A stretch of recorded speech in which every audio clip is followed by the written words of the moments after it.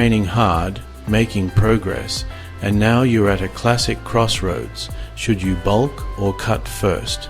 This choice will shape your physique and progress for months to come, especially as a natural lifter. The right answer depends on your current body composition, training experience, and long-term goals.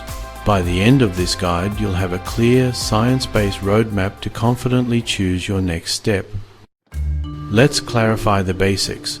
Bulking means eating in a controlled calorie surplus to maximize muscle growth. Cutting means eating in a calorie deficit to lose fat and reveal muscle. For most lifters, you can't effectively build muscle and lose fat at the same time except for true beginners. The most efficient approach is to alternate between focused bulking and cutting phases, dedicating your efforts to one clear goal at a time. This cyclical strategy is the foundation